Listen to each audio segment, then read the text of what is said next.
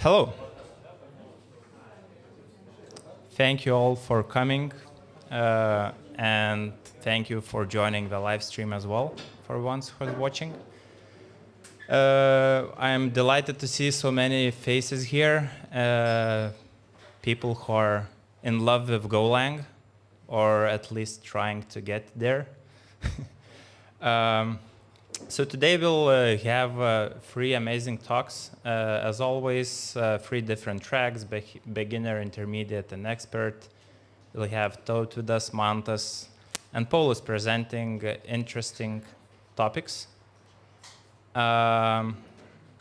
So I think we shouldn't wait and get them started. Just before doing that, short thank you to and shout out to Omnisend for hosting us here and helping with organizing this meetup, and also our partners Realm, who sponsored a few prizes which we'll be giving away at the end of a meetup. So keep your ears alert and listen to the talks, as that will very influence the outcome of who wins the prizes. So without further ado, Tautvydas, stage is yours.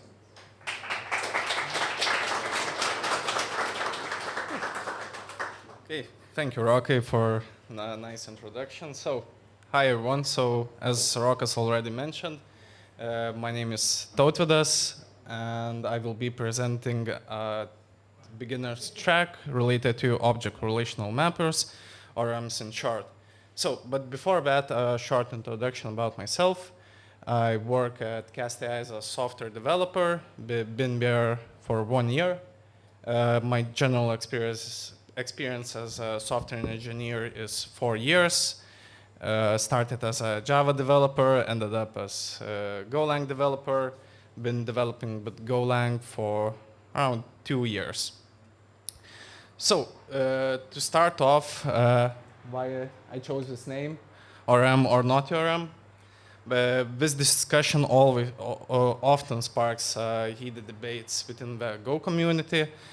And when I was starting out with Golang, I went online and started searching for the different tools for different things, for routing and whatever, and I just came across this interesting topic around ORMs. And there's a huge debates going on what tools to use and so on. So let's move on. So Golang ecosystem is full of different kind of tools for managing your database layers. So as common as in our languages, Golang has its own tools. So, but before we start, let's define what ORM is. So ORM is just, in simple words, abstraction around your SQL queries, essentially, and just quite a few other tools to help you, well, to navigate without writing SQL code. So before going deep into different kind of tools that Golang has, we should first describe 3 different types, because when you're going online, you see both different types come under the same ORM blanket, but they are essentially quite different. So for full-blown ORMs, you have Gorm, and Bigo. That's the red icon there.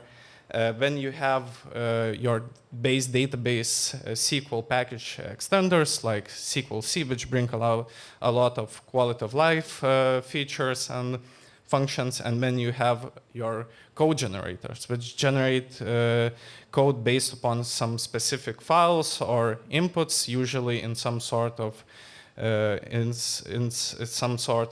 SQL queries or just from tables. So probably the most popular tools are shown here, and when you go online, just to search what are the what is the best ORM to use in Golang? Which ORM should I use in Golang? You can find a lot of different posts on different forums, and for this presentation I went on just to collect some sort of data.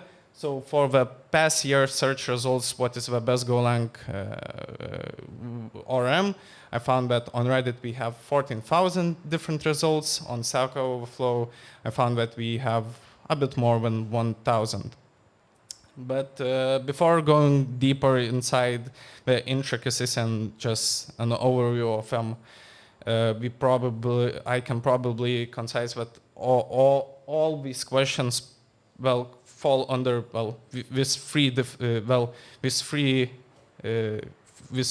different questions. I'm starting a Go project. Which ORM should I use? So this is a quite natural question when you're just starting out.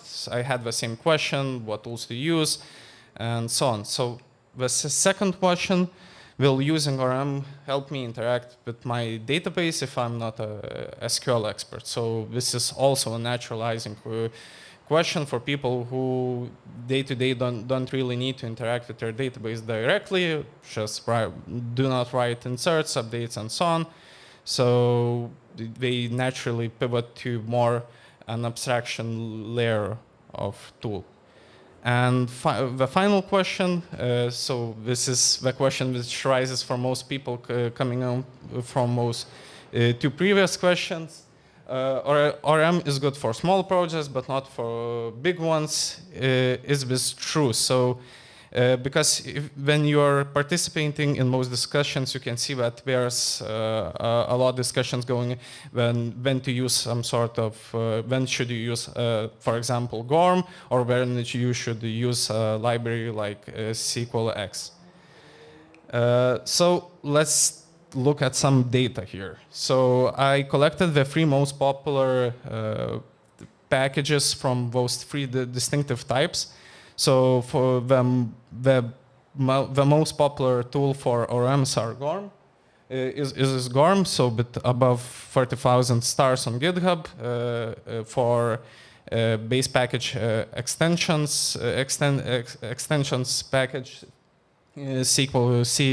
SQLX has around 16,000, and for SQL-C, which is the code generation type of tool, it has a bit more than 10,000. So these respectively are the most popular in their type of packages. So let's go briefly into overview of them all of those three. So for this I created a simple scenario. I created a simple database structure with the users table. The users have one-to-many relationship with payment options and many-to-many relationship with charities. So and I stated three objectives for this. The first objective is to, using those three different packages, just insert a user with two payment options and two different charities. The second objective is return the user with payment options, and the third one is return the user with all the charities that he belongs to. So all these objectives can be translated into simple SQL queries. So for the first objective, you can see that it's just simple inserts. For the second and third, you can see that it's joins. The third example only joins one additional table here. So let's start off with a base database SQL package, which already comes with Go. So firstly, let's define our data model. So I defined here the schema structure. So we have a user struct, we have a charity struct, and a payment option struct. So as you see here, also on the user struct, you see different kind of slices just for arranging the data, and you just can simply just return one user struct with all the data filled, and just make your life easier at this point. So let's take a look at this beautiful long code. Yeah, very verbose, but quite simple. Here at the top, we establish a connection, and just in short, we create a transaction layer. So let's enhance this more and just take a look into one of the queries, because they are primarily all the same here. So as you see here, we create a charity ID with a UID package, also an external package, and just we call an execute function, which accepts a query, just a simple insert query with values for their corresponding fields, and we need to provide in the same order charity ID for the ID field in values, and also for the charity names. So pretty simple, quite verbose. If you're already accustomed to SQL queries, pretty much that's what you need, well, to insert the data. So for the joins, so the code will look for them very similar here. So what we can do also, I just wanted to show you an example. Here we can create another struct which is responsible for all the returned rows. So here get all users with payment options in a row. You see the fields on it are user ID, username, well, payment option ID, and payment method. So one of the more interesting fields are payment method and payment option ID, which, well, respectively are called null string or null ID. So the null string comes from the base database package in Golang, and it allows that our field will be nullable. Of course, you can use just a string with a pointer for this, but this just brings another kind of nice validation. You can just, after just trying to run your query, you can just call valid field and check if a corresponding value was inserted into that field. So for join, it's also quite simple here. What to mention is that we need to provide a query to the query context method and execute it. And after execution, we get all the rows that we selected here.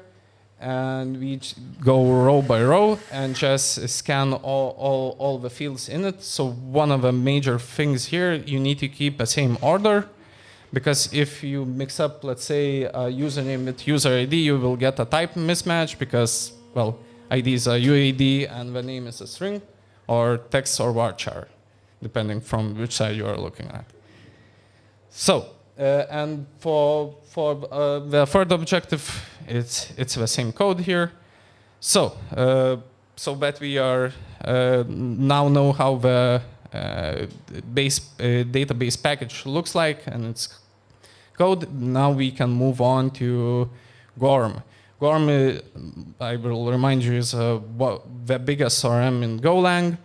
It has the most support, the most stars, and most everything. So as you see here, the structs are pretty much the same, but what we now have is additional tags on them.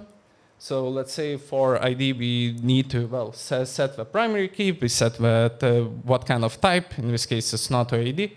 And we can set whatever we need from those fields. Let's say we need a unique field. We want to create an index on a field, and so on. So here, one additional tag is many-to-many relationship.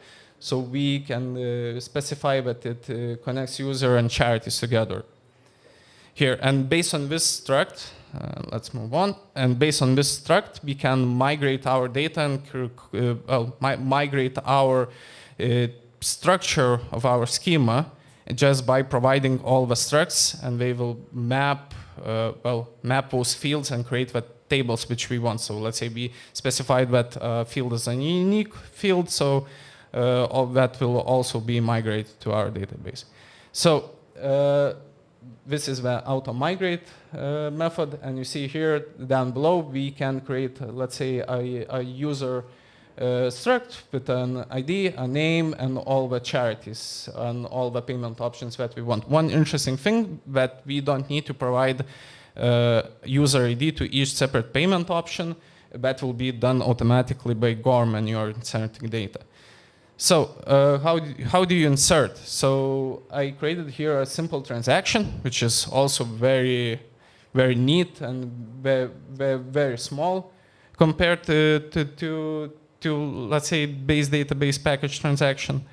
And as you see here, we call just create method and just pass our created user, and that's it. That's pretty much it. That's how you insert your data with Gorm.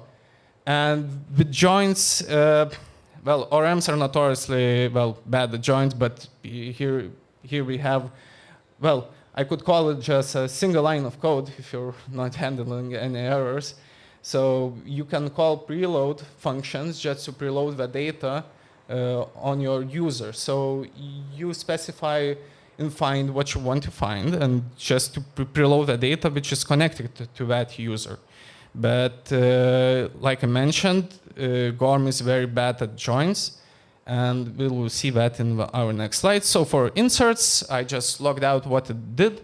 So I will give you a bit time. So what you will see here, just simple inserts like I described at one of my objectives. So yeah, pretty much what I wanted here.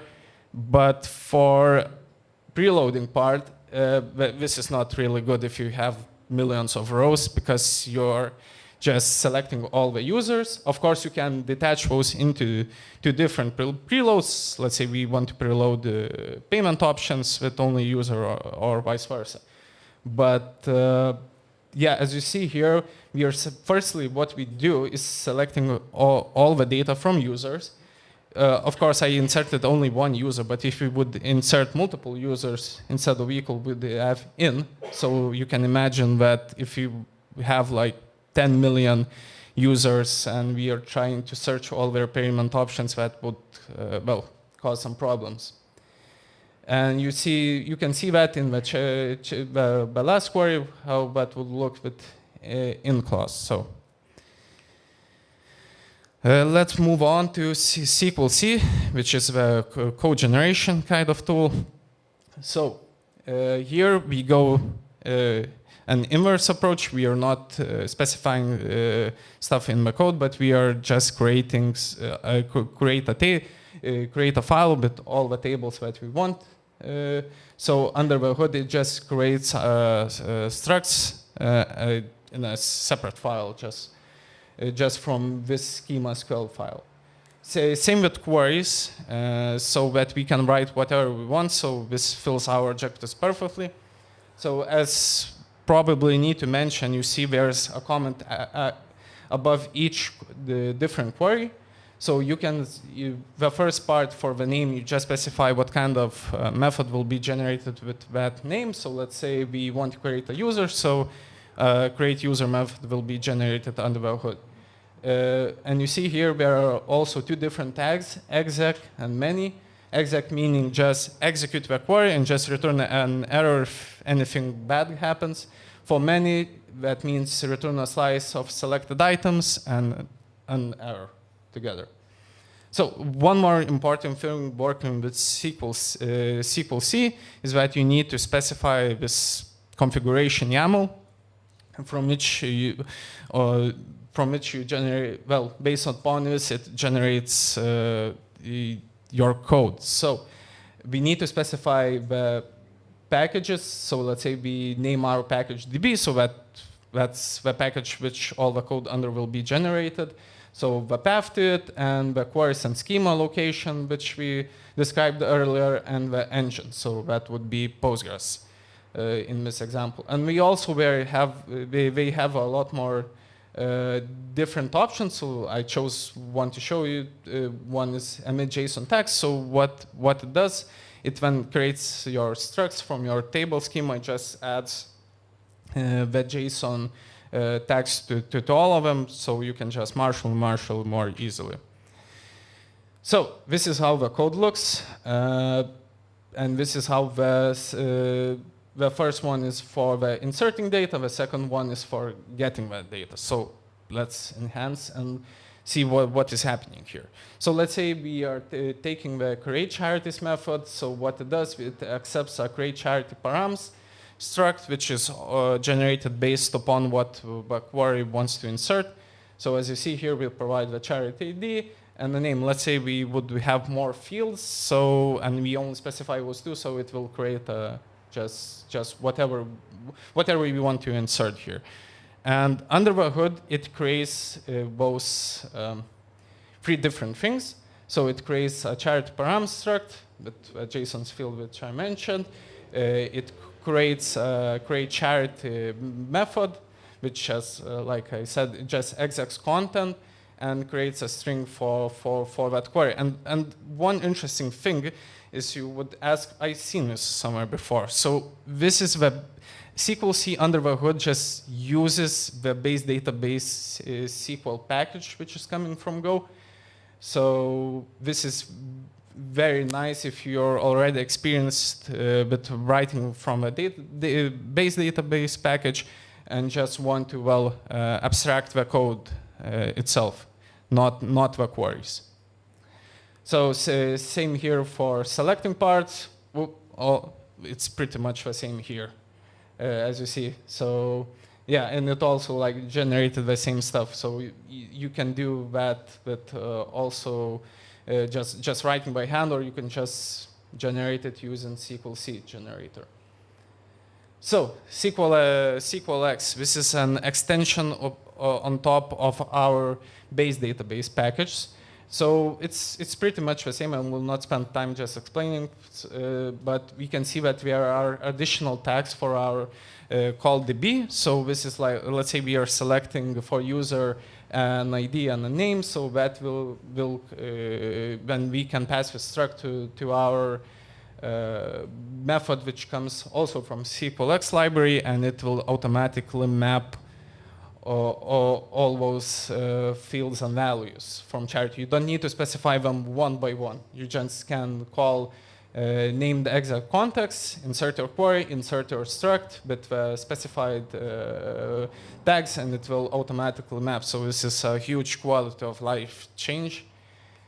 And yeah, so for selecting part, this is probably the more interesting part. So let's say you need to alias your fields because, well, it's not smart enough to detect. Let's say you're selecting payments options ID and user IDs, and you need to alias that, but that needs to be reflected also into your tags here. So it's pretty similar to, well, base database SQL package, and yeah. So so when we had this short overview, we can go into the cases against ORMs. So the first case is ignorance of SQL details and performance issues. So the main issue with ORMs is that they can allow developers to remain ignorant of SQL and the database design. They also sometimes hide what they produce. In that case, you need to turn on special logging to see what kind of queries, because if you're coming in freshly as a beginner, you wouldn't know that it just selects and puts all the users' IDs into an in clause. And well, just raw SQL forces understanding. But I can probably imagine that some of you use Gorm. And there is an argument that you can just write raw SQL in there. But dropping down to raw SQL is equivalent just to rewriting the affected components sessionally. And the time you will do that more and more, and that raises a question, why do you need ORM in general then? And also, if you're using ORM just to abstract SQL and don't worry about it, so all code has bugs. We all know that. So in my experience, ORMs don't save you from just drilling down to raw SQL and just trying to solve it at that level. So essentially, at some time, you will need to learn SQL and to learn the best ways of well, writing it. So layered complexity. So I will not spend much time, but as with other any kind of package which comes from outside, you need to learn it. So for this case, let's say you're joining a new team, so you find this kind of struct inside. So for the first part, yeah, okay, yeah, I understand that. So let's say we take a name string and we see unique and some sort of weird arrows just pointing at obvious random directions, it seems. And same with the method, so also 2 hours. So what we translate into in Gorm, so what name field makes this field create only, so you cannot even read it, update it, or delete it. But with methods, it allows to read and only create. So this can bring this makes sometimes ORMs to a steep learning curve, essentially. So what are the benefits of using ORMs? So reduction of boilerplate code. So as you saw with Gorm, it's not a very verbose, it doesn't have that verbose structure which non-ORM approaches has. So yeah, it just significantly can cut down your development time. When I was preparing for this presentation, I remember typing and I seen like, whoa, when I'm just using ORM, I cut down my writing code by 50%, which is quite significant. So in some cases, when your application just needs rapid development or just you have a tight deadlines, this is quite would be a good approach to use an ORM. So now I mentioned rapid development and prototyping. You already saw that we can auto-migrate stuff here. And yeah, we just pass whatever we want, just tag those structs, and that's it. So ORM just speeds up prototyping of our structures, automatically creates the tables based on models, and it has a lot of integrations with other tools like Atlas, and just not only the migration tools, but you can just find all sorts of different integrations here. And essentially, well, this is more on, you will need the time just to migrate out to version migration strategies and use tools for that, like DB Migrate, already mentioned Atlas or Goose. So before answering the main question, should you ORM or not should you ORM, probably a 3 key points to help you decide on that, because in the industry we like to say it depends here. So the first point is to evaluate your team expertise. If your team is comfortable with SQL and your application that doesn't, or your application requires some complex queries, it might be better just to use raw SQL and the packages which allows you to do that. Well, or for simpler applications, or when your team lacks SQL expertise, ORM can be very beneficial in this case. The second point would be how you will monitor and profile your queries. So this comes with a caveat. So maybe you already have tools, maybe certain packages have a great integration with those tools, and you need to decide what is the best approach to that. And for the last point, so to scope out your project requirements, take time to understand your project specific needs. If your project involves simple just CRUD operations, an ORM can save you time, and you don't expect that you will have millions of rows, maybe a few hundred. So just using ORM and not worrying about the details, it's quite understandable. So for more complex requirements, SQL might be the way to go. So before wrapping up, I want to give you some suggestions on whatever we use. But before that, I want to give a huge shout out to the previous Golang Meetup talker. Also on beginner's track, Narūnas, he's my colleague, so he did a great presentation on structured logging. So yeah, go watch that. That will help you identify some places that you could, well, help you in the long run to structure logs correctly and just to faster find what is the problematic place or what is failing in your application. So the tools, what would I suggest using is Grafana, well, obviously for monitoring and just seeing the stuff. Tempo, so for tracing. So let's say you don't have very good structure logging and you don't really know what is happening in your application, what takes the most time. Maybe you're reaching some sort of context deadlines, and the tempo you can see that and identify the most long time running functions. And for the GCP logo, I'm talking about the query insights for viewing the most problematic queries also. So it shows what is the longest running query, what is the most, has the hugest load on your database. So, and that's it.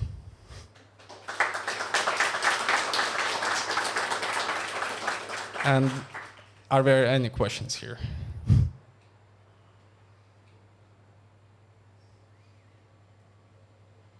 So good, means a good presentation. One question. Yeah. Then, which method you would prefer in your own project? Yeah. Could you repeat that question into the microphone? Yeah. So, which approach would I prefer in my own project? So, if I was developing just a small CRUD application that which only collects simple data, like let's say I want to open a shop and Gorm is all the way, but if I need, constructing a serious project which, with time will gain a lot more data and I need that speed, I would use probably some mix of base database package and SQLX and SQLC. With SQLC, there's a nice hack there. Because you can just copy paste that code into your code and you wouldn't need to split that code for different places and have it in one place just to generate that code more easily. So essentially cutting down also on development time. So a mix of those, yeah. I have a question. Yeah. So what happens if your project is successful and you need to migrate? Oh, $1 million question. So what happens if you're successful and you need to migrate out? That will require a lot of dedication, a lot of time, and a lot of effort.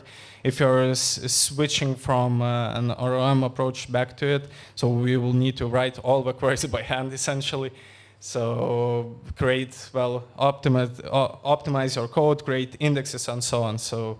Yeah, that will take time, but the earlier you do that, the more easy it will be down the line.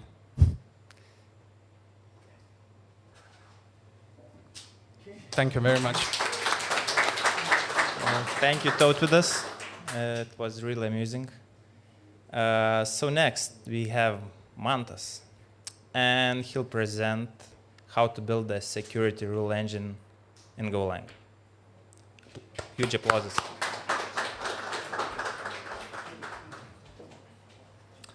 Hello, I'm Mantas Norvaisa, and today, as Rokas mentioned, I'll be talking about building a rule engine in Go, right?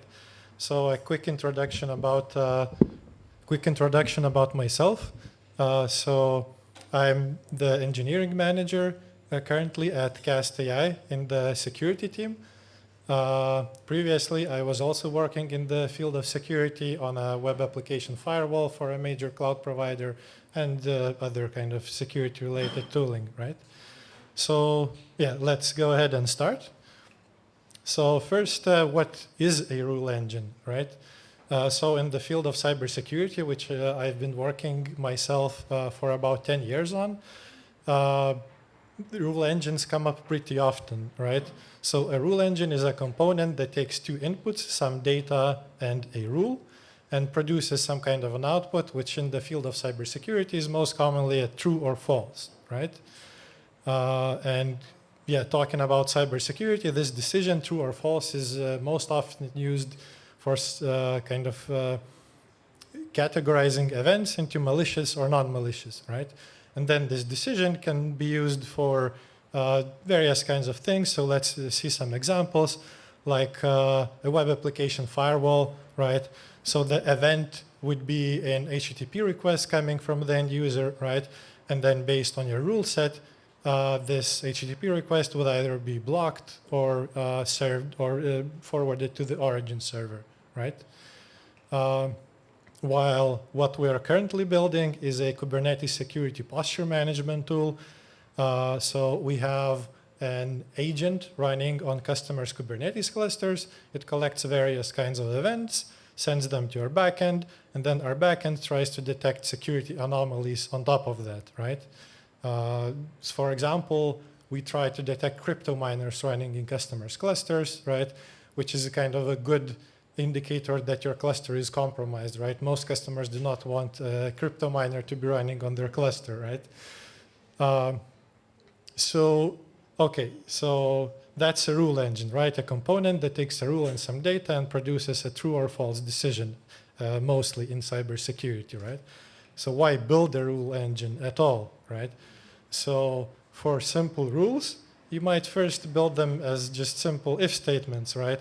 So for example, we want to detect the XMRig crypto miner, right? From binary execution events. So our agent tracks which binaries are executed in the customer's Kubernetes cluster, right? Maybe we have some other kinds of events as well. And yeah, we want to check if the XMRig miner is being executed in particular, right? So our rule might look like what's on the screen right now, a simple if statement. If our type of event is type of event exec, and if the path being executed ends with /xmrig, we can pretty confidently say that, yeah, this is the XM miner being run on the customer's cluster. But then if you have these rules as code, as simple if statements, it becomes hard to maintain as you kind of build out your product, as you build hundreds of rules, right? Imagine kind of having a single file with hundreds of if statements, right? And also, as you build out your product, some customers come with requests of custom rules, right? So maybe customer 1 wants to block tool A and customer 2 wants to block tool B, but not the other way around, right? Which kind of brings us back to the rule engine, right? So a rule engine allows you to extract the rule into kind of a more of a configuration as a separate input to the rule engine. So you leave the rule engine as code, but the rule you extract out from the code, right? So that extracting this out of the code actually allows you to standardize the rule format, right? Obviously, extracting it out of the code makes them easier to maintain, right? Because, and also kind of the standard structure makes it easier to maintain, because code, like you can code whatever you want, right? If you standardize the format, obviously it's gonna be some kind of a more restricted format, right? It also allows you to update rules without updating the code. So you can, for example, load your rules from a database, you can specify them as configuration, you can allow your users to update rules and then load them from the database, right? And so on. And then, yeah, customers can also define the rules if they're separated out from the code, right? So that's why you would build a rule engine, right? So obviously, at CastAI, we've decided to build our own rule engine because we want mostly our customers to be able to specify their own rules, right? So let's talk about how to build a rule engine, right? So I'll talk about a few important considerations that we made when choosing how to build one, right? So the first one, kind of the most important first decision when you decide to build a rule engine is deciding on the rule structure, right? Then what do you need to consider to choose the rule structure, right? The most important things are that for non-technical users, you will need a UI builder. So non-technical users will not be able to type out their rules, and they need some kind of a builder to help them out, a GUI builder. You will need a list of rules for the customer, right? Then you also kind of need to consider the verbosity of the rule. If the rule is really verbose, it's not going to be easy for customers, even for technical customers, to type it out, right? So let's see some examples of how you can structure your rules, right? The kind of most natural example that first comes to mind is a fully structured representation of rules. By fully structured, I mean that it's specified in a structured language, such as JSON or YAML. This is YAML, right? And this example of a rule is similar to what I've previously specified as an if statement in Go, right? So this rule tries to detect the exemrig minor, right? So if the variable exec.path ends with the value /exemrig, right, we alert, right? But then this fully structured example, it actually becomes really verbose if we introduce additional complexity to the conditions. So for example, in the if statement that I showed previously, I actually had two conditionals with and, right? So this is what happens if you have fully structured representation and you have conditions with the and logical operator, right? It becomes really verbose, right? Next option is fully unstructured. So it's other end of the spectrum, right? It's really similar to the Go code that I just showed previously, right? But then imagine this being not code, but being specified in a kind of a text file, right? Instead of code, and then interpreted at runtime, right? So this is obviously much less verbose compared to the fully structured example. But then if you consider that you're gonna need to build some kind of a UI rule builder for customers, in this, it looks like a complete programming language, right? So it's gonna be really hard to kind of provide a UI builder for customers. Imagine trying to build a rule builder for the Go language, right? It's a hard problem, while with the fully structured, it's gonna be pretty easy, right? And then there's this hybrid approach, right? Where you kind of leave some fields structured and then condition is unstructured, right? In this example, name and action, these fields are still structures specified as YAML, while the condition is specified as a single string. So this kind of takes the pros of the two approaches, merges them, right? Then you're left with just a few cons. So the condition is kind of still unstructured, but it's a simpler language compared to the fully unstructured example, right? So it's kind of easier to build UIs for, right? So from these three choices, we've ourselves chosen the hybrid model, right? Because it still allows for powerful conditions. It has an easily parsable name, action, and other fields if you want them, right? And it's not too verbose for customers to write out manually, right? So, okay, so we've chosen this hybrid representation, right? But then the question is the condition, right? What language do you write the condition in? So what is currently on the screen is actually a language that I've invented, right? It's a custom language, which you can obviously use a custom language in your rules, right? But there are other considerations, right? So there are languages that are already available that are built in Go that you can use in your Go code, right? For example, Cell, which is Google's common expression language, right? Rego, which is used by Open Policy Agent, or Expert, which is also a popular Go-based language, right? So how do you choose between these options? So these four are the ones that we considered. These are the most popular options. And as well, you know, we also considered building our own, right? So let's talk about the considerations that we've made when choosing which language to use, right? So first is language complexity, right? You want your rules to be as simple as possible for customers to be able to write them manually, right? So our custom language, Cell and Expert, are equivalent. It's minor kind of syntax differences, but they're in complexity, they're equivalent, right? Compared with Rego, which this is a single rule, the same rule that I've just showed you in the other three languages, but obviously it's much more complex. It contains a lot of boilerplate, like the package name, the imports, the default, right?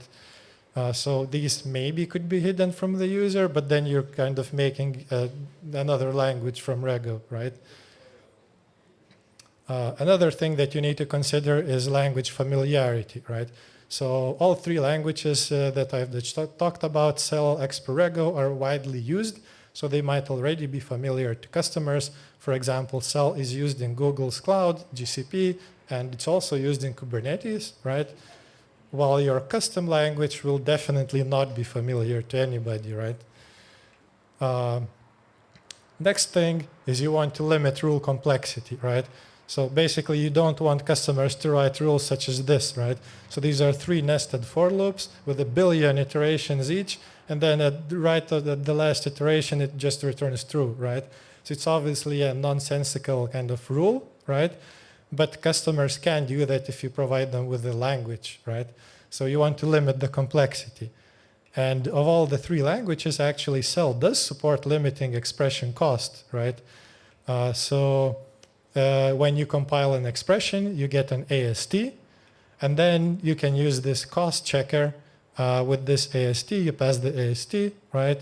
Then it returns you a cost, which is kind of a range, minimum, maximum, and then you can limit your complexity. So the rule that I just showed you, it's not an actual cell rule, but you would be able to block such rules from even being saved by your customers, right?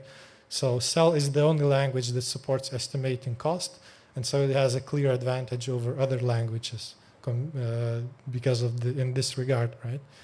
So language extensibility is another thing, right? So if you use a custom language, or I mean a third-party language, such as Cell, Rego, or Go, you will definitely encounter cases where the language does not support some functionality that you need in your product, right? So for example, Cell or Expert do not support IP address matching, which is important in the cybersecurity context. But these languages are extensible. So for example, in Cell or Expert, both you can add new functions without changing the syntax. Obviously, if you change the syntax, you're going to be making a new language which kind of breaks, language familiarity and so on. You're kind of making your custom language at that point, right? So extensibility is also important if you're choosing a third-party language. And developer experience as well, right? So comparatively, Cell and Expr are lightweight. They contain just a few dependencies if you include them into your Go code. But Rego has around 100 dependencies. Because you have to include the whole open policy agent. You cannot include just the language. So obviously, if you include Rego, you might get into a dependency hell situation, so developer experience will be worse, right? So based on all of these criteria, we chose the Cell language, right? Because it's simple, it might already be familiar to customers because it's widely used. It supports limiting the cost of expressions, it's extensible, and has a good developer experience, right? So now let's talk about how we used Cell in Go and what challenges we encountered. I'm going to talk about one additional consideration that you have to take when using Cell in Go, which is regarding input types, right? So Cell expressions take an input and produce an output. When executing an expression, you have to specify the type of input that you will pass, which helps Cell Go validate the expression. So let's see some examples, right? So let's say I have an input object, which has 2 string fields, hello and world, and they're named string1 and string2. And I have a Cell expression that just concatenates these 2, right? So as an output, I'm obviously going to get them concatenated as hello world, right? But then for the same input, if the expression is string3, it's going to throw me a validation error because string3 is not defined in my input, right? Which is why you have to, before executing an expression, you have to specify the input types. This is an example of how you do that. So you create a new Cell environment, right? You define that there's variables string1 and string2, and they're both of types string. And then you compile the expression, and obviously the expression is string3, so you're going to get a validation error, right? But then this only talks about primitive types. You define primitive types like this. How do you define more complex types, like what we need, right? For example, this. This is an object that has 2 fields, and then there's a nested object inside of it, right? It's kind of an event an exec event, the structure of which we used in some previous code samples, right? So you define them differently, these input types. You can define them as protobuf types or Go native types. Let's look at how they're defined. So if you use Go native, you specify your types in just plain Go code, right? And then when you're creating a new cell environment, you say that I want to include my type of event as an extension, right? And then I want to define a variable with this type, right? And you can also use protobuf, which is kind of equivalent in its approach, right? So instead of Go code, you define your message format in proto, right? And then it's kind of a bit of a different code to use protobuf definitions, right? But how do you decide, how do you pick protobuf vs native type specifications, right? So obviously you reuse types if possible. So if you already have your data as Go native type or as a protobuf type, makes sense not to duplicate code and not to make necessary type conversions, right? But also you have to consider that protobuf support is more fleshed out in the CellGo implementation. And native type support comparatively is newer, so it is missing some features or is buggy in some places, right? But also native types are more flexible compared to protobuf. So let's see how they are more flexible. So let's say you have a structure named network event, and you have a single field in there of type netIPAddr. So netIPAddr is in the Go standard library. It represents an IP address, and it's a struct that has hidden private fields. On this netIPAddr type, you can actually call some functions like matching it with the CIDR range and so on, right? And with Go native types, you can actually just use this netIPAddr in your cell expression, right? But with protobuf, you cannot reuse native types. All types you have to specify in your protobuf definition, which means that the IP address you would maybe need to define as a string or as a byte slice, right? So from this perspective, using Go native types gives you more flexibility, right? Because you don't need to convert the netIPAddr to string, and then for string matching, you can just use the netIPAddr as well. So you don't need to convert from string back to netIPAddr for IP address matching, right? So this native types give you more flexibility, right? Another thing is native types did not support renaming fields, actually. So protobuf, you obviously can define your message however you want. You can name your fields however you want. But for native types, there were some restrictions, actually, right? So for example, if I have a struct named myType with a single field myValue, I have to refer to this value, myValue, with specifically the same name, same case, and so on, right? But you might want your customers to refer to this name in snake case, for example, not camel case, or rename this field, right?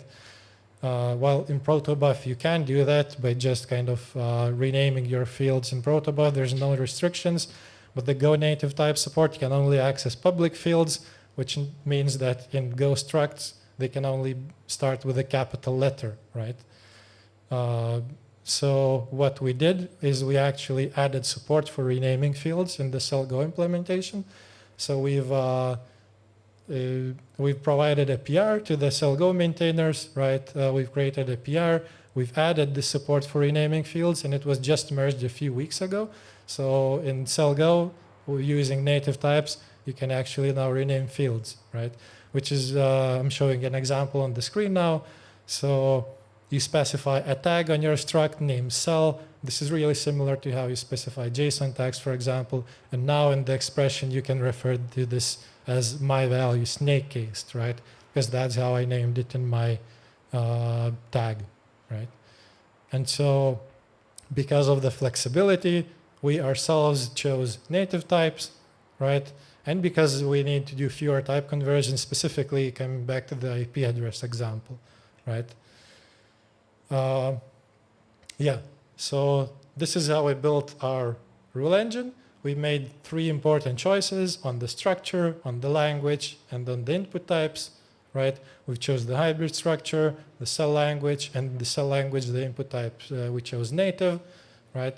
But obviously, when implementing a rule engine, consider these on your own, right? So these are the choices that we made. I've just described, the choices that you can make and the various kind of trade-offs of each one, right? So obviously, choose your own. And last topic for today, right, is where else can this be used? So obviously, we've built a rule engine, right, with the CellGo, but where else can you use cell, for example, right? It's actually a really good candidate for a filtering or querying language, right? So if you have a list of records, let's say, let's take Jira, for example. You have a list of Jira issues, right? So Jira has this language called JQL, right? So you can build issue filters in their kind of filter builder, but if you want really complex queries, you need to use JQL, right? But Cell can actually cover this case as well, right? So for example, if you have this query where you want all issues in project 1 that in the summary they contain the text only in P1, and all issues from any project that contain the word everywhere in their summary, right? You can write this expression in Cell. But then what do you do with the Cell expression in your backend, right? You can convert this to SQL. So the CellGo implementation, when you compile your expression, gives you the AST, and then you can actually use the AST to convert it to SQL. So this cell expression, you can convert this to an equivalent SQL, right? And then if you're using Cell in your product elsewhere, for example, as a rule language, you can also give it to customers as a filtering language as well, making the user experience better, right? Because you're using a single language everywhere, right? And that's it for today. Time for questions.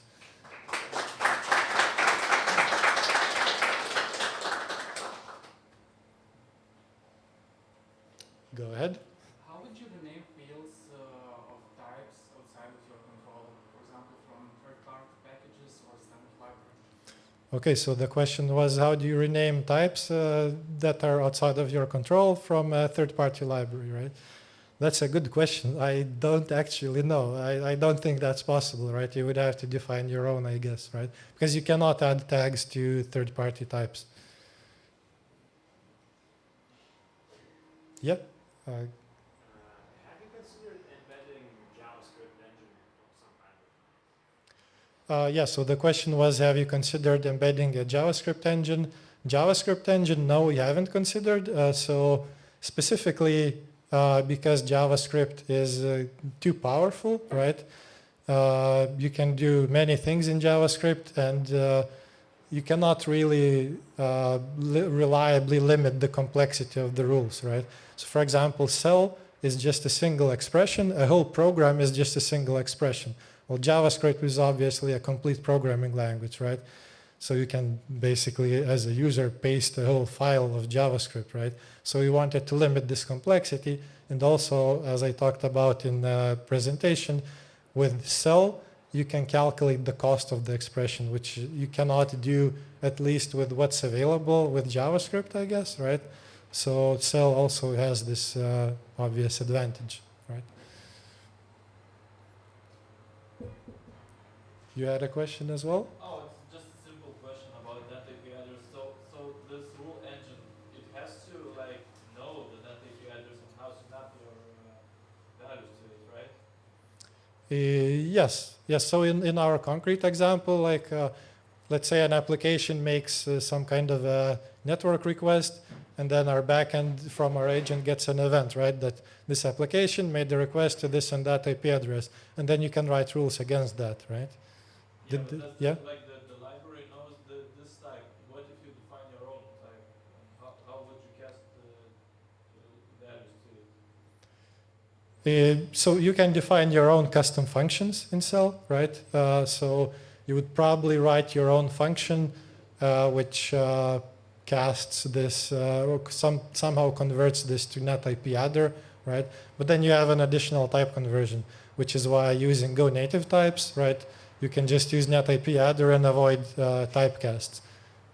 So that's one of the reasons why we chose Go native types instead of using protobuf. Any other questions? Yeah? What about performance? Like, is there any consideration using this in a high performance situation? That's a good question as well, right? So performance of these three languages is kind of comparable. Rego is probably the slowest.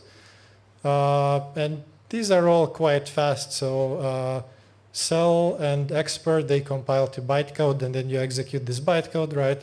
So obviously Cell was built by Google, and they use it in their WAF product, right? Web Application Firewall. So it was built for performance, right? And then this cost limiting also allows you to limit what users can input as well, right? So it's you kind of put some of the performance concerns on the user side as well, but you don't allow them to specify really complex expressions. Any other questions?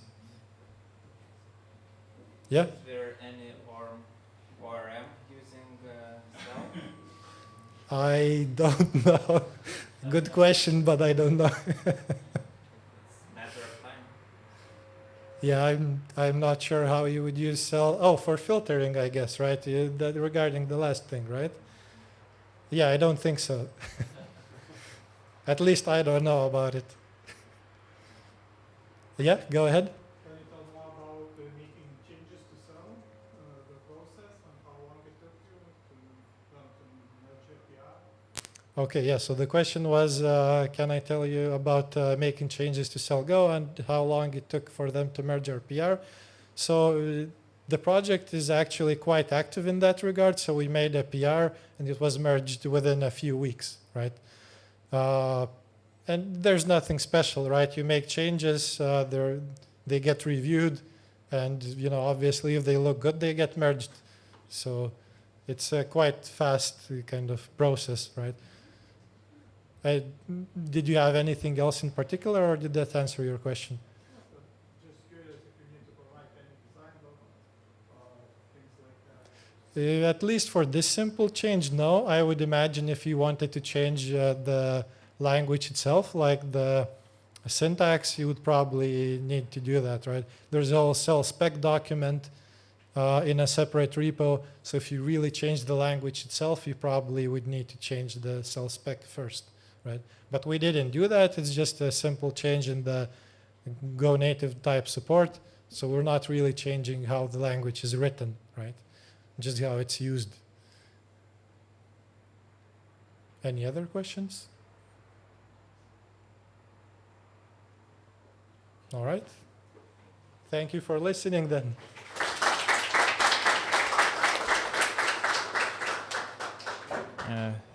Thank you, Mantas. Number of questions just shows how interested the folks there in what you presented. And now I see Paulus is coming here. Yes, So Paulus, go ahead. simple as that. So, hello everyone, I'm Paulus and I work at Omniscent. Yeah, so this is a clicker, yes? So today I will tell you a story about an interesting piece of engineering we're building here at Omniscent, and some of the Golang specifics which helped us to solve some challenges that we encountered. So reading the presentation title, you might ask yourself or me those three pretty obvious questions. So why is it have to be event-based? Why to build an in-house solution like reporting engine from scratch? And why in Golang? So one by one, so why event-based? So first of all, Omniscent is an e-commerce marketing automation platform. And e-commerce marketing is basically driven by customer behavior. So we need to capture that behavior to provide a relative marketing to the users.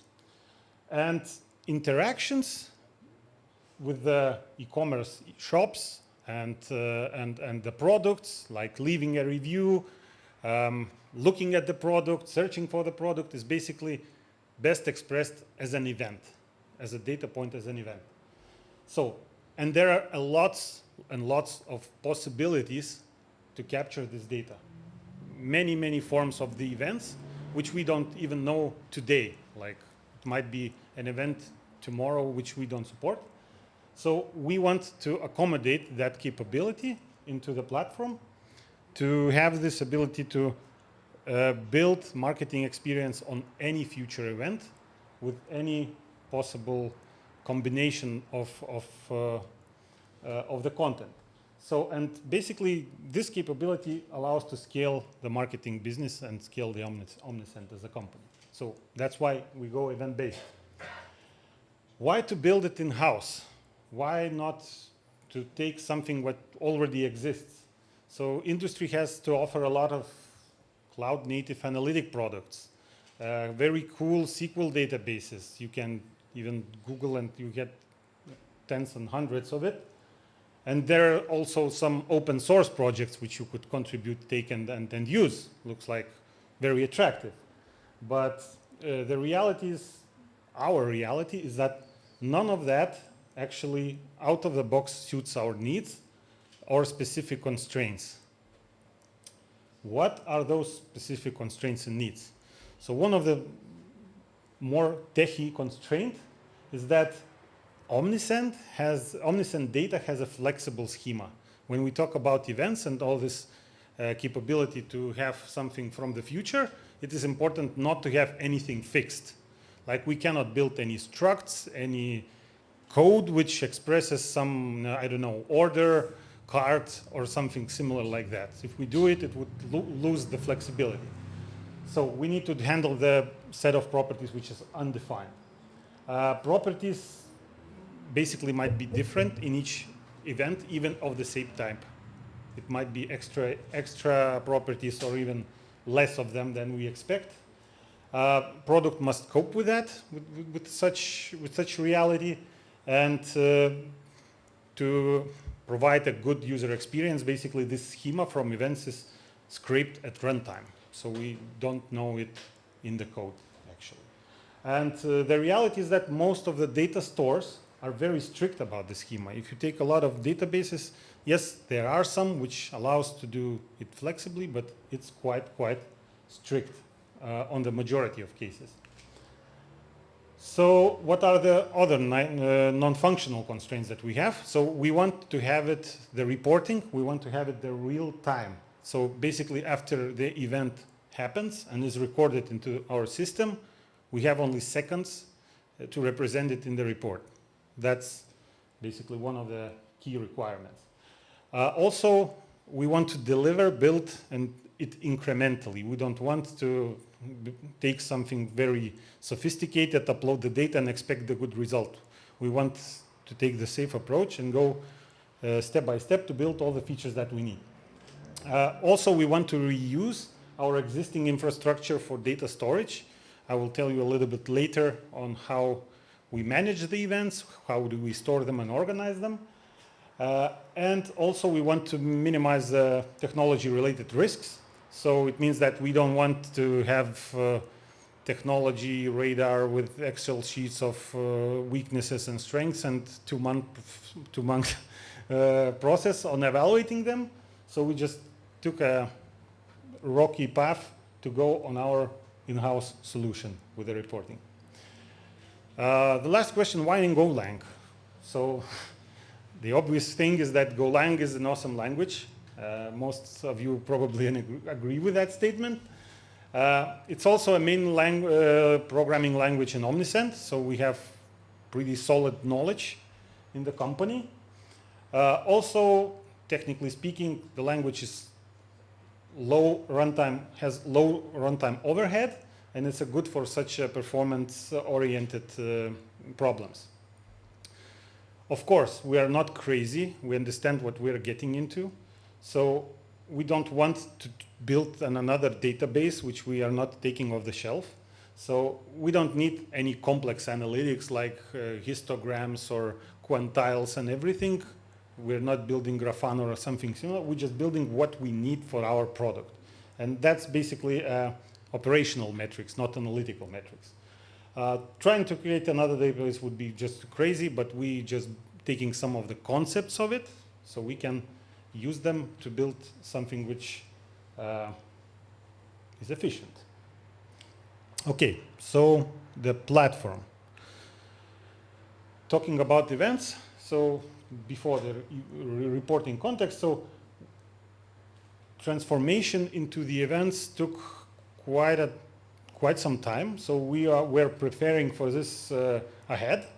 So to prepare for event-based architecture, we built some components, centralized component, which is called a data platform. And it's basically a marketplace to exchange the events between the producers of the events and the consumers of the events. So what does it allow? Basically, it allows the consumers to produce the events, like into the black hole, like push it to the pub subtopic, and it becomes immediately available in the live stream for the consumers who need the live stream. It also enters the databases which can be looked up, queried the history of the events.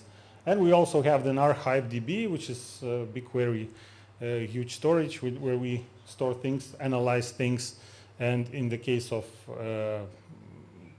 corruption or whatever emergency, we can unarchive from the archive and republish everything into our other storages. So that's the basic event flow. On the right side, we have the consumers, which just integrate with a data platform and use the events. In case of reporting, basically it's just another consumer. We wanted to see it that way. So it's basically, looking simply, it's just an HTTP service with one endpoint, which is report. We can post the request and we get the response. So that's basically what reporting engine should do, using the data and the events from the data platform. Now, the engine. So conceptually, the reporting engine can be visualized or understood as a regular internal combustion engine which runs on events. So it basically has integration with the event source or the event storage, which takes it as a fuel. Then these events or the fuel is distributed into the engine, computed in a small chunks, and those small chunks are then aggregated into the result. Component-wise, it's basically Kubernetes pods deployed on spot VMs in Google Cloud. And we also have, as I mentioned, the distributed algorithm which makes sure that this query is executed in parallel and returned to the user. So going deeper, so also conceptually it's a V16 engine looking from outside, so we are not aiming less than Bugatti. Each cylinder in this engine represents a Kubernetes pod, or basically an instance of the same reporting engine. So we have 16 pods running on pretty powerful spot VMs with a lot of memory. And we want to partition the events which come from the data platform and to distribute them evenly into those partitions. So we have two partitioning mechanisms in the engine. One is called external and another is called internal. So they're basically uses the same logic just on the different layer. So external is basically HTTP request is split into a smaller HTTP requests and distributed into 16 pods. So they all receive a small portion of the whole job. And internally in each pod, we also have the distribution, the partitioning logic, which distributes it into a Go routine-based partitions, which also does the part of its job. An important concept is the partitioning key. Partitioning key is actually the contact ID, where the contact ID represents the relation to the person, which is related to that particular interaction represented by the event. So there might be multiple interactions, but they all, for the same person, they share the same contact ID. And important constraint is that if we want to calculate things consistently and correctly, we have to make sure that all the events for the same contact ID goes into the same partition and the same go routine inside the engine. Otherwise, the parallelism would screw the things up.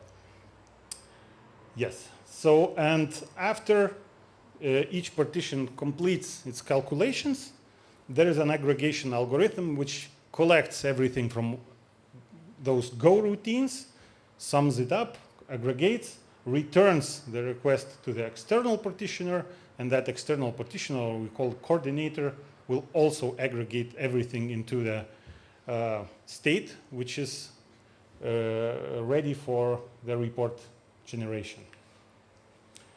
So, compute. So, as I mentioned, each of these little partitions have to do some work. So, surprisingly enough, the work we have to do in those partitions is pretty simple. So, for now, we have only basically two functions, which is count or sum, with addition of count distinct.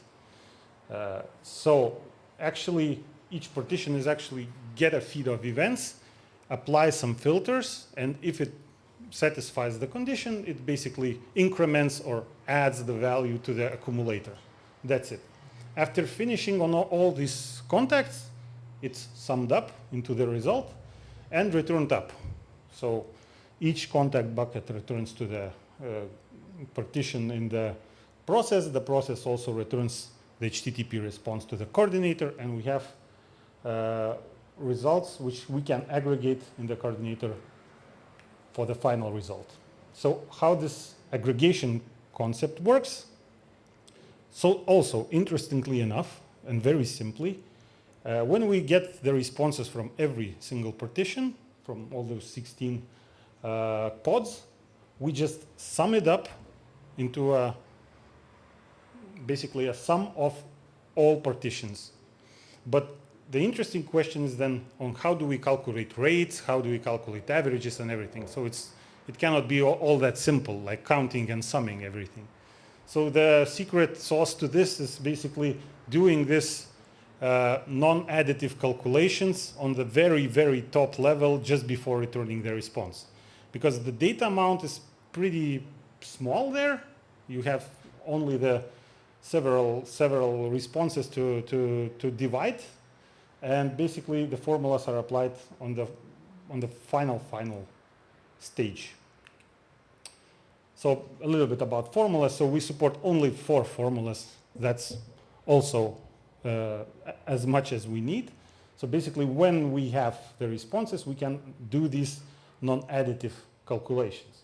In this particular example, it's shown we want to calculate the click rate of the campaign, let's say. So there were sent some messages to some contacts, and they're clicked or not clicked the promotion, the message. So to calculate that, we get 2 metrics which are needed. So it's a send count and click count. And once we have these 2 calculated metrics, on the very last stage, we just apply a division operation, and we have the click rate metric ready. So this is another form of how to express this, what I was talking about from the outside. So on the left-hand side, we have the request, where we ask to calculate 2 metrics, send count and click count, and we refer to the specific events which we need to load from the data platform. So it's a message sent and clicked message. Also define on what field we want to calculate distinct, and maybe to break down into some groups. And the final one is the formula when we say for the click rate, we need to divide the clicks from the sends. And the formula is pretty simple without too many sophisticated expressions here. On the response side, we just get the results which basically output to the UI, and we are happy. So to summarize, we have a from outside pretty simple HTTP service, which gets the request and returns the response. Inside, we have some sophisticated mechanism, some of the database logic of distributed databases, but just enough to calculate and accommodate our needs. So now a little bit to the reality. So what's the reality? Actually, even for one single query, we can load as much as few million events to service the query. And that looks scary. That from the first time you look at it, you say it's never going to work. It's it will be not fast enough. But also to add to that complexity, we in Omnisend we get around 2,000 and 8,000 events per second, and we have around 120 terabytes of events in the data platform.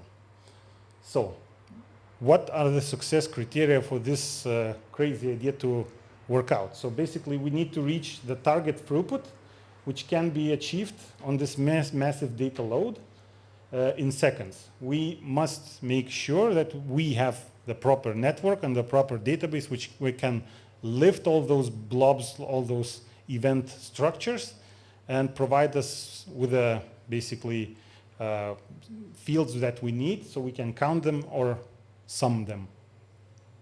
And another important thing is that memory utilization must be under control. So this whole engine must not to blow up once we feed it with those millions. So it all comes down to the engine intake volume.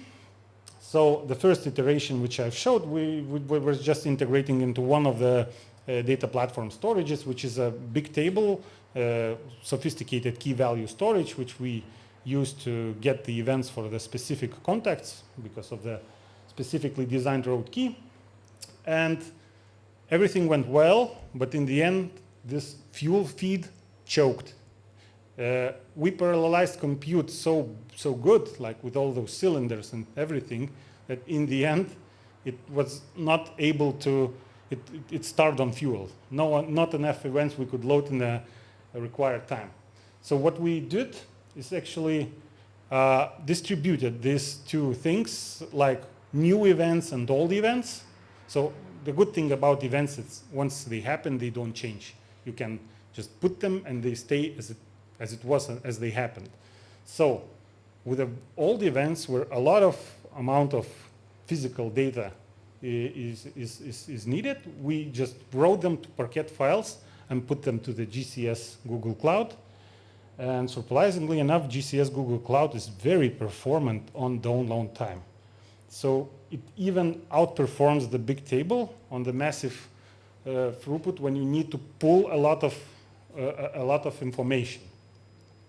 On the other side, remembering that we have the constraint to have it real time, we cannot regenerate the files in the storage fast enough. So we can do it, I don't know, a few times in a week maybe. So we have to have a buffer. So this big table, row key storage, left out as a hot buffer, which we can use. So basically we combined these two and solved the choke point problem, which was really nice. So first Golang code in this presentation. This is an interface called the loader, which probably sees all of the events that are coming through into the engine. So basically it sees all the millions, streams them through that interface. So this interface is pretty important. I will elaborate on this a little bit later, but basically it's allowed us to implement multiple implementations of the loaders. We can load it from Bigtable, from Parquet, from memory, from whatever we can think of in the future. And the algorithm of it is pretty simple. We have the callback function, which allows us to stream the events, not to put them into memory and return it as a slice, but basically to stream one by one once they are loaded. That allows us to create a composite loader, which basically wraps more loaders, and we can execute those loaders in parallel. So this is a pretty old design pattern which we used, and We just basically love it because it allows us to do such thing, because the users of the loader don't even actually know that they're having something sophisticated under it. They just ask to load and they get the callbacks. However, there is a price on this flexibility. So once you load those events in parallel from multiple storages, from multiple Go routines, you do it on multiple Golang routines. And the problem is that our compute layer is basically not thread safe. It cannot have the mutexes and thread and state protection all over around. It would complicate things enormously. So what we did, the solution was pretty simple, and this is a Golangish solution. I think that this is pretty neat. So we just implemented another loader, decorator for the loader, which is implements the thread safety over any loader that is decorated. So last piece of code from Golang. So basically on the left, what we have a single Go routine, which is responsible for reading from the channel and invoking the callback. Basically ensures that it's always from the single thread, from the single Go routine. So anyone who uses the callback above it basically doesn't need to care about any thread safety. On the left side, on the right side, we have the pretty simple code, which basically also consumes the callback from any loader which is passed, which might be thread safe or might be not thread safe, and pushes it to the channel. And also accommodates the condition that when the read is aborted or the context is cancelled, so basically it stops its execution and saves a lot of millions of events loaded, and the greenhouse gas contributes to the greenhouse gas problem. So, clicker. Okay. Probably the last slide of this section. So loading millions of events in seconds is achievable. Composition and decorator patterns are powerful patterns. They allow both us to parallelize and synchronize. Producer's code reduces the code complexity and increases the code change flexibility, as you can wrap the decorators around as you wish. So the advice is to keep the code simple, avoid the thread safety locks. Just use the Go channel somewhere in this pipeline. You can reuse this pattern to bridge the thread safe and not thread safe code. Okay, so the last section. What happens when the engine goes out of memory? So this is one rather short one. So how do we battle? Of course we ran into it. Of course we made optimizations, and we found some places to optimize. So it actually deserves a separate talk on the meetup. But one of the most awesome things that I found, and thanks for my colleagues that they have discovered this thing. So this piece of code allows you to test the amount of allocations that your code produces. So if you manage to squeeze pretty big portion of your code, of the call stack, into this testing function, you can basically get the results. How many allocations do you get? Then you can basically hard code it into the text, add some delta for the fluctuations, so not to be flaky, and you can go and do your refactoring. Actually, once you do your refactoring, you at least save that you not made the things worse. So instead of going and benchmarking and profiling and blah, blah, blah, you can have the unit test which does this neat thing. Very cool. I didn't know half a year ago about this feature. Another thing, tips and tricks, basically, so you can always do the benchmark, also write a benchmark test, which is in the books. You can put also the big piece of code into the benchmark, not necessarily the small piece of code. You can do a lot of it. And what we did is actually, I played around with it a little bit and found that myself that it's pretty inconvenient to compare against your changes against the baseline changes. So you switch to one branch, run the benchmark, get the profile, then switch to another, the code conflicts, blah, blah, blah. There is a pretty good command called git work tree, which allows you to check out the branch into the directory you want. So you can have the subdirectory for one branch, subdirectory for another, copy the benchmark test into it, run it on both, get the memory profiles, and just go and profile it, either just looking at the results or using the pprof. The pprof is, as I mentioned, is worth a separate talk. I realize that I don't have enough time in this presentation to explore it a little bit deeper, but basically when you have the memory profile from that benchmark, you can, or two memory profiles if you want to compare them, you can write this command, specify the HTTP port, and once you hit enter, you get the browser opened with this analysis result or this tree of the source code, which basically indicates the fatter the box, the more memory it uses. So it's a pretty good tool, and someone can make a speech out of it for the next Golang meetup. So summary, so Golang is a solid tool, has a solid tool to measure memory performance, allows to keep track of counts, of allocation counts, allows to benchmark. Need to use them and not forget to do it periodically.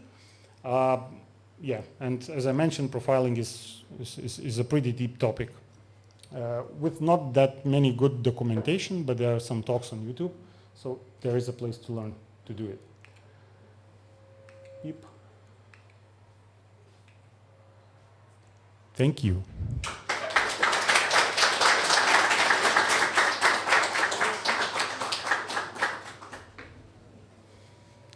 Any questions? I know this is not too much of a Golang stuff, but maybe.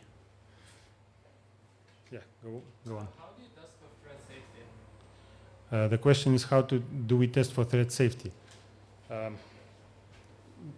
We just trust it, one thing. Another thing is, I think it's possible to somehow see if it's on the parallel or not while debugging. So it's possible to, just like manually, to prove it that it's from the same channel. So it's probably not that easy to test the parallelism at all, yeah? And there is a go race flag. Oh, yeah. Yeah, so GoRace is basically also a tool that can prove that things are okay-ish. Yeah, but it's not provable, right? Yeah. Yes? Yeah, so you mentioned you partition events based on the hash to 16 different partitions, right? So question is, and you partition by customer, right? Question is, if there's a big customer that's sending a large portion of the events, it means that the single partition is going to get a bigger kind of portion of the events compared to the rest, right? Did you encounter such problems, and how do you solve that if you did? No. And actually, I skipped that emphasis that for that 16 partition thing, we just take the last symbol of the UUID, which is a hex symbol. That's why it's 16. Yeah. And we discovered that it's okay. But because it's the last thing, and it's basically, I believe it's a maybe even Mongo ID, yes, some UUID which is in Mongo. So actually the statistical distribution is very even because it changes all the time. It doesn't have any, if we would take it from the front, that would be a problem probably. But once from the end, so no, the partition load distribution is pretty much even. Yeah. So are you limited to 16 pods then? The question is, are we limited to 16 pods? At this moment, yes, because we like to start things doing naive. So we take the naive approach. But the internal partitioning, which I mentioned, is not that naive anymore. It has some hash function which can distribute it to more partitions. So on the high level, we just calculated the resources, the pods and the VMs underneath, and we said 16 is enough for a year or two, maybe even. So why? After then, because it's actually the partitioning of HTTP requests, so you can change it and nothing will break basically. So it's not about the partitioning of the data, it's partitioning of the requests, so it's not a big problem. Yes? If you have a possibility to start over, what would be the key points that you would reconsider or would change, even change? Mm-hmm.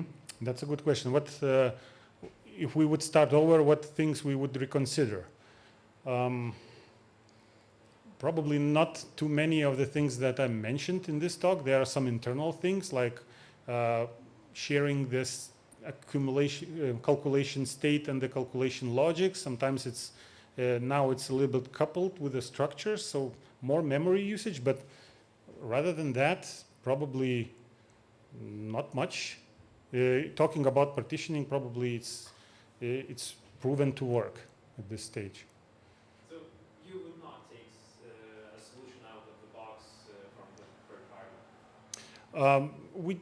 We actually did some research, and actually this is not a first attempt to do reporting real time. So previously I had a talk like 2 years ago about Apache Kafka, how we build it and how we decomposed it.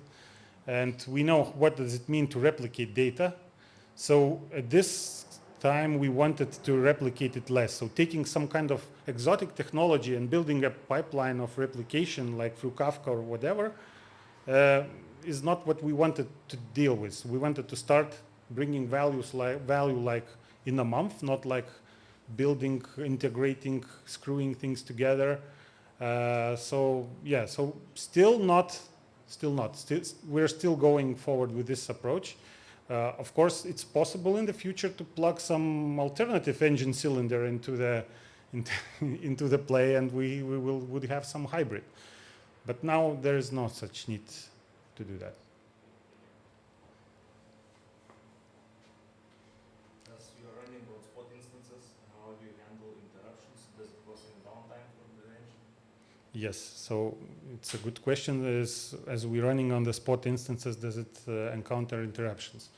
So yes, there are interruptions, but it's possible to retry the requests. So basically, we are not sick from that problem. We know, we monitor how many times the pod goes down and goes up, but we have the countermeasures to deal with it, and they're just, for now, they're just enough. For the future, it might change. So now at spot instances, let's save us a little bit of money, let's say. And when you say countermeasures, what do you mean, like Easter price or something more? I don't know actually the very specifics of these countermeasures. I was actually on vacation when my colleagues were doing that change of the countermeasures, so I'm just trying to be flexible. I don't know, to be honest. It's working, and if it's working, we're not touching it.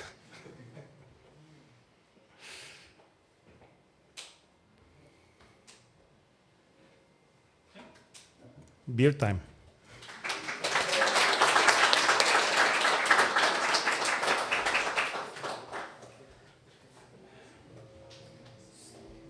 So folks, just a few more minutes of your attention. Before we start networking, let's give off some nice prizes, which I picked myself to be in line with a meetup. Every book is for Golang. And now, as I said, you have to keep your attention during talks to have an edge in the quiz. So there will be questions from each of the presentations, and in a second we'll have a registration link with a QR code. So prepare your phones for ones who want to participate. The first question will be just a testing one to see how the mechanics work, so you would get accustomed to, and the latter ones will be the real deal. So let's give a few seconds for technical preparations. So what books do we have? Event-driven architecture in Golang, domain-driven design with Golang, and functional programming in Go. How the first three winners will be able to choose which ones the books of we want to get. The first place will pick the first choice, the second place the second, and the third place will get what's there. Also, we have some swag from the hosts Omniscient to accommodate the books. And the books were provided by Realm, who sponsored buying them.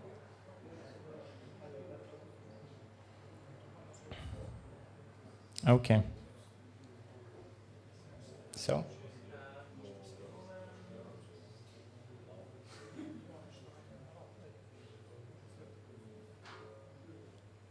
It's computers, right? Here it is.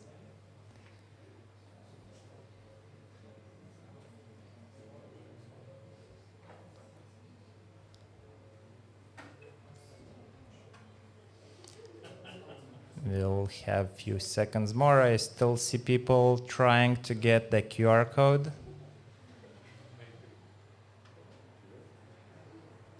And for stream watchers, we'll soon start presenting the live data of the competition. And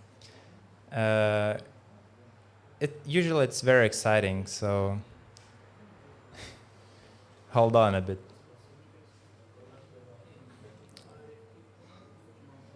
Okay, anyone failed to log in and needs a second attempt?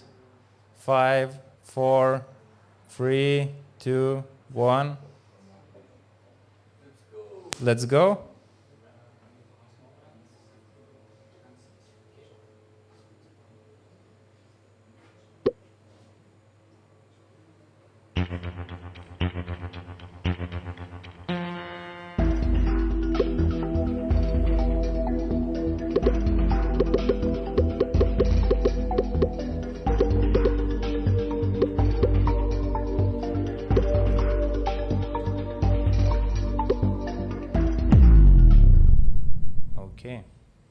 So the mechanics should be familiar now.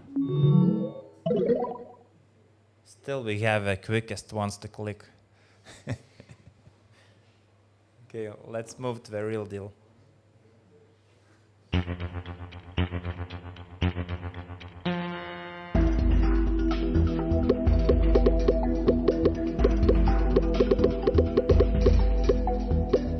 guys are fast.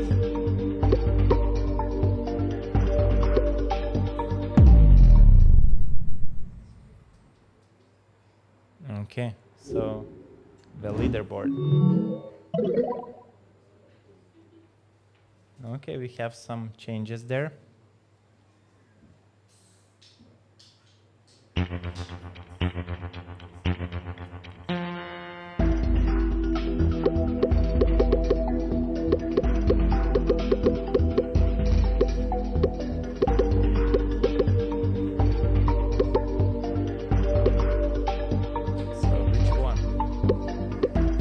The most complex.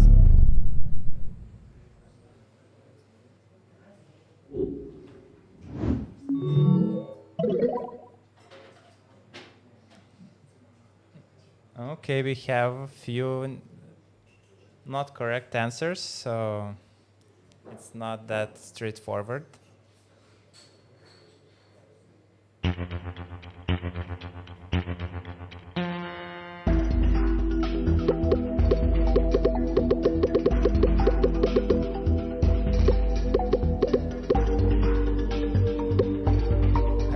Curious to see the options. So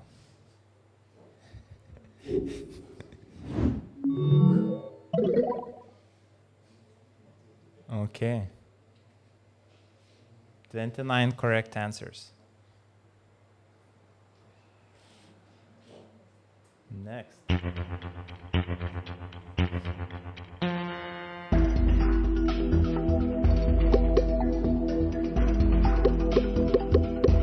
Potential drawback, maybe it doesn't understand the cell.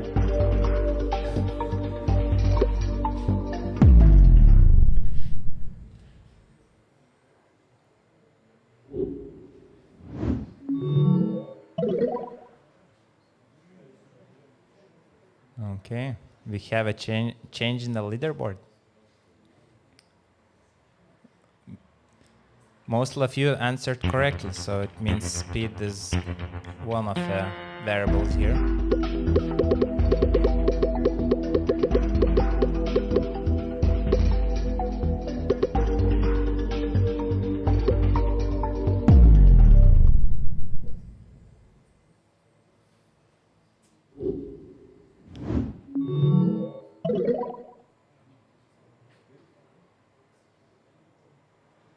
Okay, this one was an easy one as well.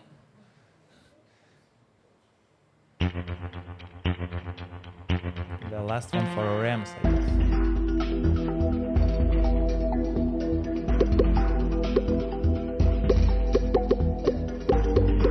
Red Bull runs out at the office. Could be one of the problems.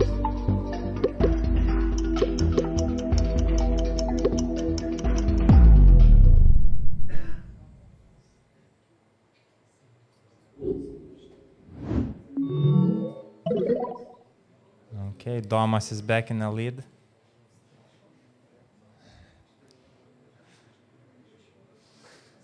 So last 3 questions.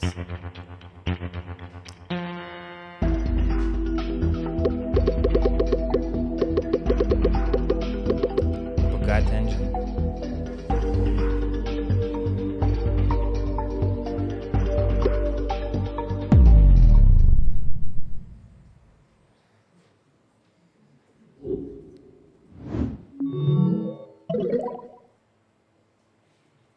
Okay, here's a battle at the front.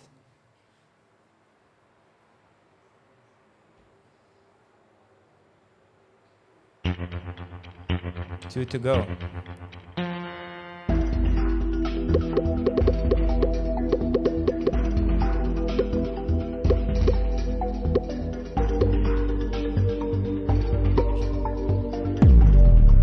Okay. Was it Azure?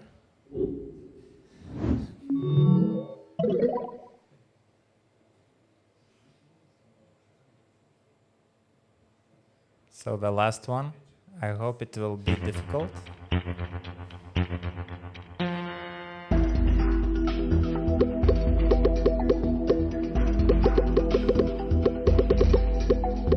Everyone is clicking, and soon we'll have a winner. Or the podium.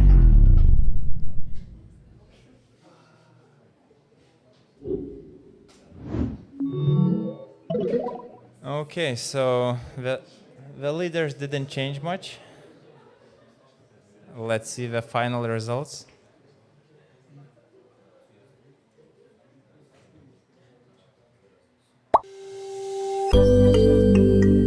Here we have, and please come to the stage.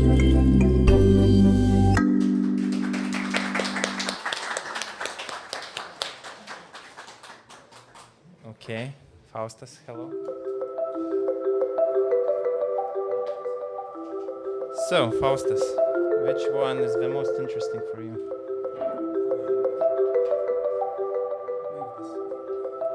Here you are.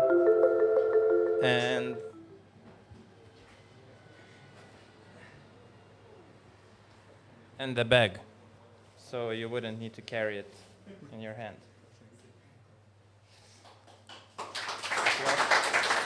Applause to Faustus. So Domas, second place. Which one? Domain-driven design. Domain-driven design. I'll need some feedback. Is it the same concepts as Uncle Bob was teaching?